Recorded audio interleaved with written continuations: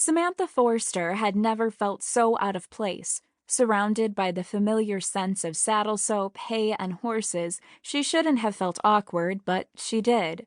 Sterling Stables was about as far as you could get from Riverbend Ranch. Not far in distance, Sam thought. She looked east. They were still in Nevada, just an hour from home. She could still smell sagebrush and hear the flutter of quail. She saw the Calico Mountains against the blue sky, too, but instead of white-peaked giants, they looked like miniature ice cream cones. Was the Phantom up in that rocky, wind-blown terrain? The thought of the Mustang Stallion with only his winter coat for protection made Sam shiver. The beautiful horses of Sterling Stables were sissies compared to the Phantom and his herd. Shining like glass, a dozen Morgan yearlings grazed on acres of cross-fenced pastures. The irrigated grass rolled flat as green carpet around Sterling Stables' 3 long barns. The stall's half doors were open, showing the heads of dozens of perfectly groomed horses. About a block away from the barns, an arena held a variety of jumps built of candy-striped rails, hedges, and red brick.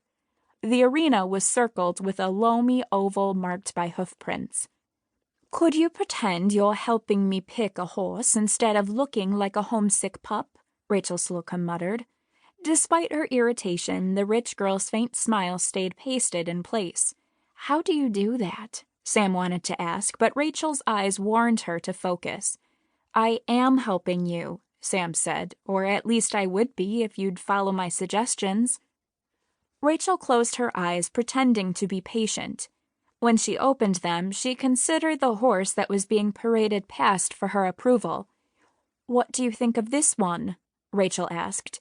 A bay with a braided black mane trotted at the end of a short lead.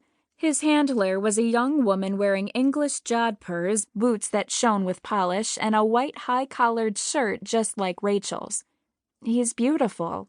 Sam shifted uncomfortably in her well-worn Western boots.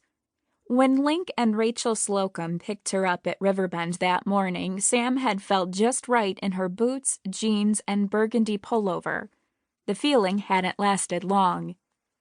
At the first ranch, Rachel had window-shopped through a selection of thoroughbred cross-endurance horses.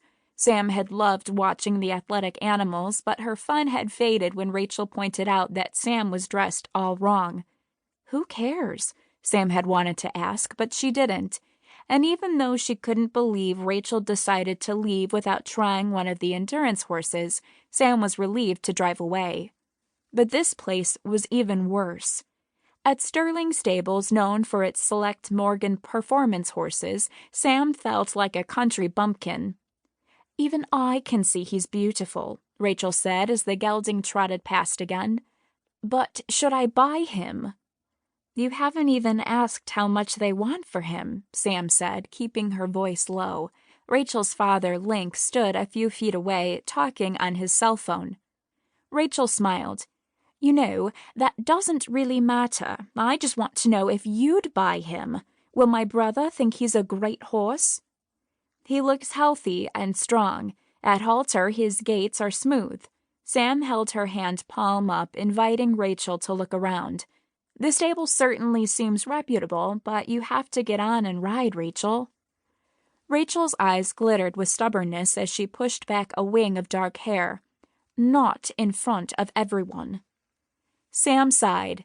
In spite of equestrian training in England and brush-up lessons here in Nevada, Rachel still wasn't a confident rider. And Sam understood how she felt. A few months ago, after an injury and 2 years away from the ranch, she'd been nervous about riding again. But Sam didn't understand Rachel's willingness to take home an untried horse. What if it bucked or bit? "I'm waiting for your opinion, Samantha." Rachel kept smiling, but she tapped her toe with impatience. Sam decided she probably deserved this.